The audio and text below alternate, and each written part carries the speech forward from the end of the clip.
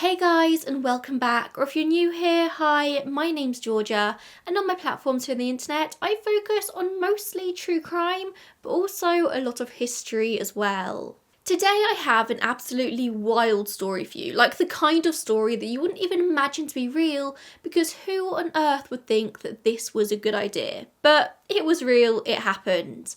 We're going to be talking about the somewhat infamous event known as Balloonfest '86, in which over 1 million colourful balloons were released at the same time into the sky of Cleveland, Ohio. Sounds magical, right? A real spectacle, which I suppose it was for all of 10 minutes, and then it just turned into a bit of a disaster. Before we get into the chaos though, let's set the scene. So this idea came from a Cleveland charity called United Way, who wanted to break a Guinness World Record and hopefully do some fundraising at the same time. They knew that to raise the most money, it had to be this big spectacle, something that really drew people in, something people would be willing to pay money to see. And what's more of a spectacle than setting the world record for the largest simultaneous balloon release? The record they were going to attempt to break had been set by Disneyland California just a few months beforehand in December 1985. Disney had done this to celebrate the park's 30th anniversary alongside Walt Disney's 84th birthday. And at this event, more than 2,000 local high school students woke up before dawn to fill up 1.2 million balloons in two big top tents on the park's main parking lot.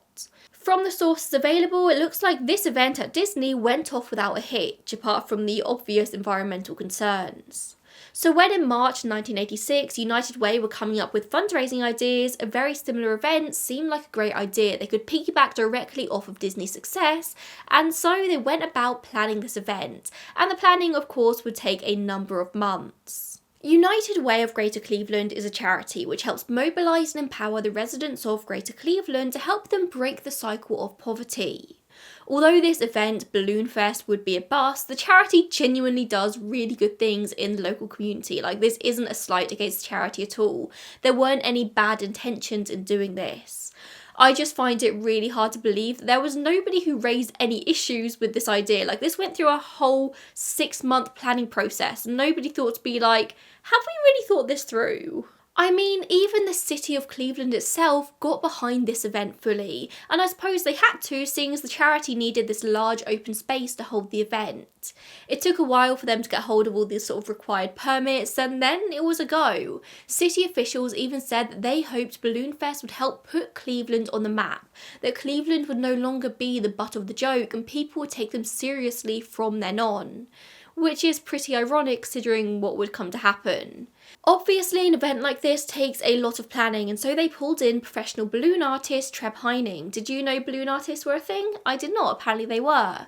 Treb owned LA-based company Balloon Art by Treb, and they also got a project manager on board as well, who was Tom Holowach. The plan was to aim for the release of 2 million balloons, the majority of which were to be inflated on the morning of the event for a planned release that same afternoon. But what were they going to do with the balloons before the release? Well, of course, they needed some sort of structure to hold them in, a job that Holowach was charged with. Whatever this structure was needed to comply with all the local building codes whilst also being able to withstand up to 60-mile-per-hour winds, because of course the night before this event there was a massive storm, but we'll get to that later. The final product they designed to hold in all these balloons was this sort of like massive woven mesh net created by a company that previously built the cargo nets for the space shuttle. These were hardcore nets. The structure was set up over the southwest end of Cleveland's public square and ended up being the size of an entire block. It was 250 foot by 150 foot and was 3 stories tall. It was massive. The net was secured to the ground, but the aforementioned storm from the night before caused pandemonium, and people had to work through the night to ensure that everything was safe to go ahead the next day, and to ensure that all the balloons that had already been blown up weren't about to escape. That would have been an absolute nightmare. And luckily, it was all good, panic over. The next morning, they got the go-ahead.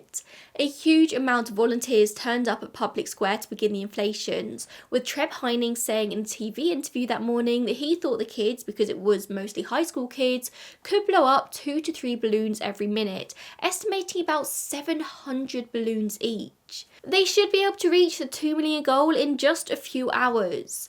The kid volunteers also sold sponsorships for United Way, so it was $1 for 2 balloons, because remember, this was a fundraising event for charity. It seems through just this alone, selling balloons, they were able to raise $220,000, which is a huge amount of money. Although the event ended up costing $500,000, so they didn't actually manage to fundraise anything in the end.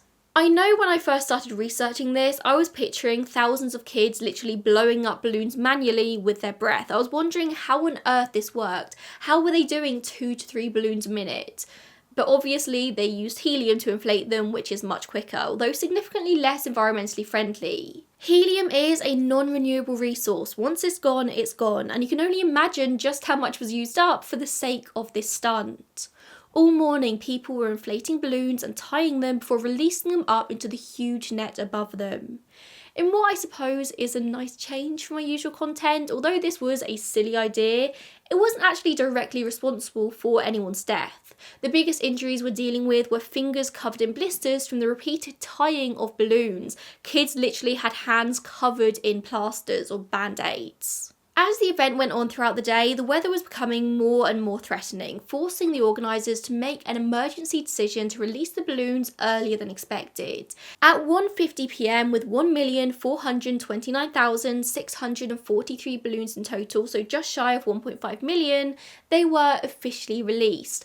And I must admit, from the footage I've seen, it was quite a spectacle. It was very, very pretty. But I suppose this is the folly of man, isn't it? Like going to all this effort for a brief moment of visual pleasure without any thought of the consequences of their actions.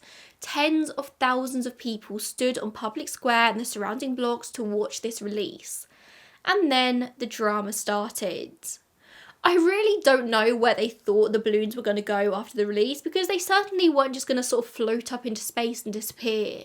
Helium balloons can only rise to about 10 kilometers until the pressure gets the better of them and they burst, the latex falling back down to Earth. I do think that's essentially what the organisers thought would end up happening. They said it was fine as the balloons were biodegradable, but were they just expecting the city to be okay covered in brightly coloured latex bits until they eventually decomposed anywhere from 6 months to 4 years later?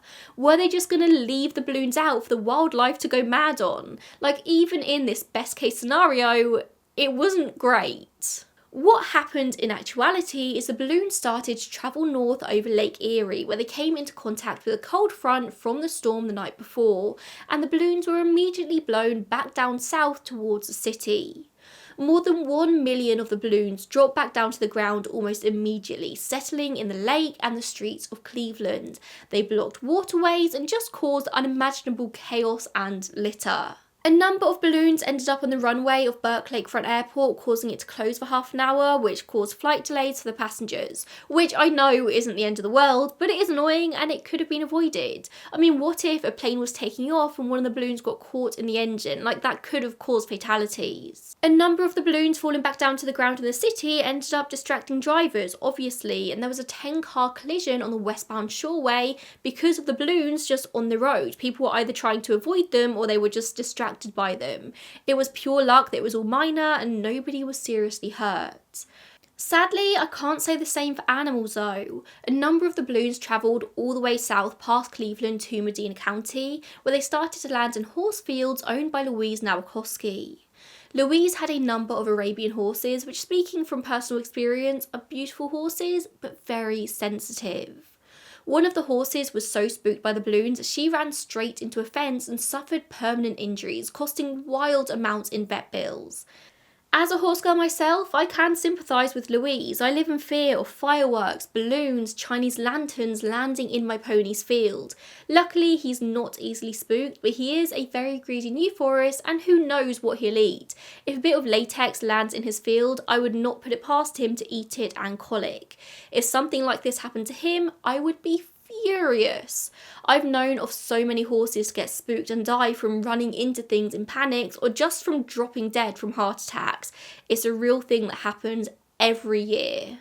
So yeah, Louise was understandably furious and actually ended up suing United Way for $100,000 of damages. Knowing how much vet bills cost, I'd say it was actually on the more conservative end, but she did eventually end up settling for an undisclosed amount. And this definitely wasn't even the worst thing to happen as a result of Balloonfest. I've already referenced the massive storm that happened the night before, but about an hour before the storm started, around 7 p.m, two men, 39-year-old Bernard Sulzer and 40-year-old Raymond Broderick, had gone out fishing on Lake Erie. By 8:30 p.m, a storm was ripping its way through Cleveland, 40 to 60 mph winds and rain so heavy streets flooded. The pair had planned to finish their fishing trip just before midnight, and when they didn't come home by the next morning, their families reported them as missing. The Coast Guard went out to search for them, and they found their 16-foot aluminium boat anchored just west of the breakwall. Their life jackets and a pair of tennis shoes were found floating nearby. All of their fishing gear was in the boat, along with a flooding of water, whilst the engine and gas tank were both missing. It was speculated that the storm had capsized the boat and it had later turned itself back over, and that the men had anchored in this position in an attempt to swim to the breakwall and save their lives. All morning, the Coast Guard searched the lake for the men, looking for a bright orange life jacket or a head bobbing in the water. Helicopters, divers and boats all went out in search, but they had to take a break when the weather started to get worse again, at which point the balloons were released.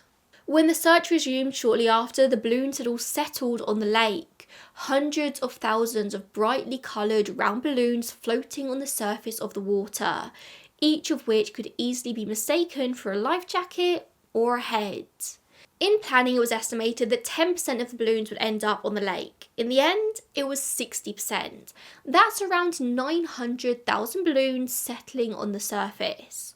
What should have been a fairly easy search for the two men was now like looking for a needle in a haystack. It became impossible to search. So many hours after the storm, who knows if the men would still have been alive at this point, but that was the hope, and now hopes were all dashed. The search and rescue helicopter couldn't even fly ahead over thanks to the balloons in the air, and the Coast Guard couldn't search the surface. After 2 days, the Coast Guard were forced to call off the search for the men, and both their bodies would sadly wash up on the shore over the next couple of weeks. Obviously, Balloonfest wasn't directly responsible for the men's deaths. That was most likely the fault of the storm. But the balloons did delay the search for them. Who knows if they'd been found alive or not? We just don't know. And it also prolonged the pain for their families.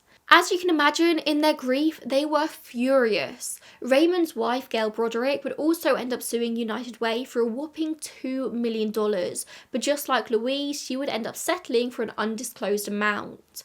This fundraising event ended up costing United Way in both cash and reputation. But also, it did indirectly make people more aware of them. Had you heard of United Way before this episode? Most likely not, but now you have. The same likely stood for media at the time. Whilst directly this cost United Way a lot of money, the event or disaster probably did a lot more for brand awareness.